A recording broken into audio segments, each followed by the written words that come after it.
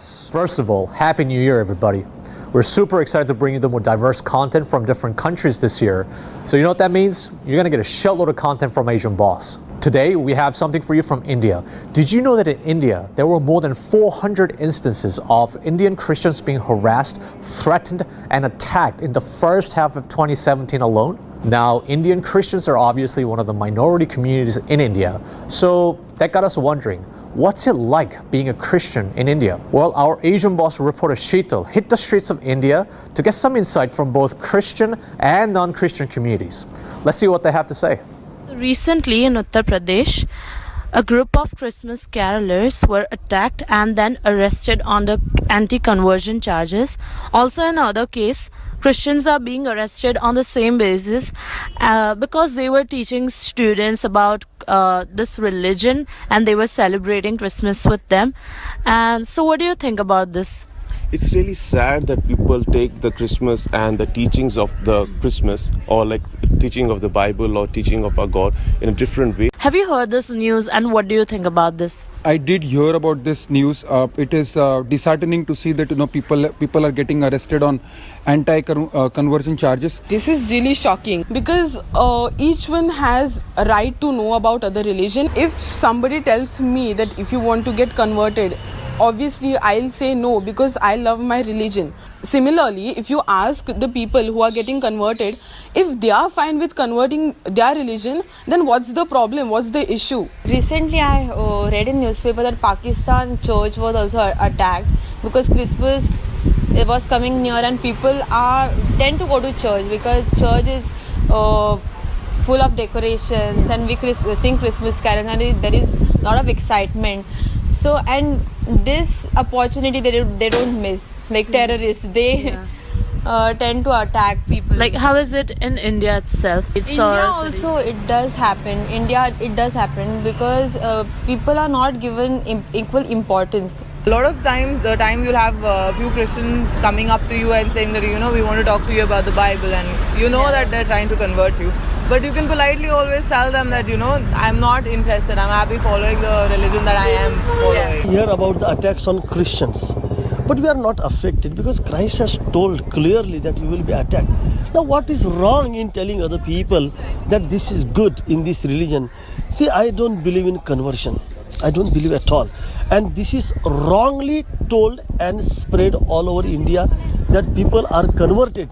But forceful conversion is not possible at all. Conversion process is very long. For your information, we have 1 year training for that, and then if they are willing to convert themselves, then we convert. So this is not at all a forceful process, and they are making a big issue out of it in India that we are converting people forcefully. It's more like a political message, nowadays, because our government is more towards a right-wing government. But, we should not be looking at this incident as an attack on minority. We should rather be spreading our message of joy and happiness. And I think it's more to do with education. I think conversion has been the biggest accusations on us Christians whenever we try and share our joy or we, preach Christianity to them. At the same time, some part of Christianity does encourage conversion. So I think there is responsibility on us as well and responsibility on the other part of the community as well. Does these type of incident happen often in India?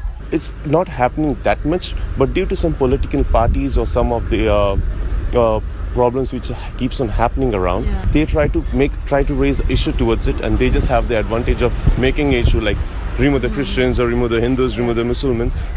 That may be true for smaller cities. I'm from Delhi and I've been in Bombay and I've not really seen any of this. I've not seen any bias towards Christians so much, you say. In different parts of the states, things like this happens. The minority communities, not just Christians, other minority communities are affected due to the major communities that exist. It's not good. In a democratic country, these things happening are not good.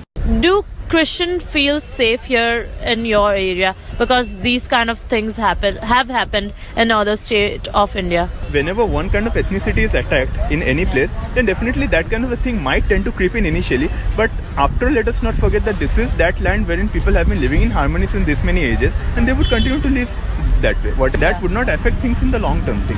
Definitely it won't. That is the kind of culture we have here. After that incident, Christian community had demanded greater security for their community in that state of region. As far as security is concerned, if there are threats, I think the government should take initiative and provide security to them. That's the first and foremost thing to do. Important thing is people should feel safe.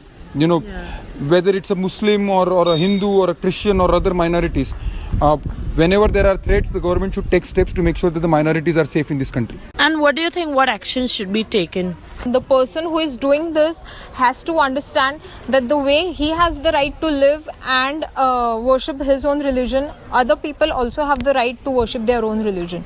That is the only way. People have to understand that they have to mind their own business. And awareness through proper medium so that it can reach the masses in the proper most possible way, which actually happens to be the proper role of education. So I think among people of India there is inclusiveness, but at the same time there are certain political aspects that cause problems. But I think we should not focus more on the problems. I think we should focus more on being together, being inclusive. Thank you so much, Sheetal. Doing these street interviews is not an easy task. It takes a lot of time to plan, coordinate, and execute these interviews. So Sheetal did a great job in getting the honest opinions from these interviewees. We do this because we have a vision of being able to bring the most authentic insight into the latest news and culture trends from all over Asia. It's gonna happen. So I hope you guys join the vision and do what you can to get this message out. Thanks for watching and see you next time.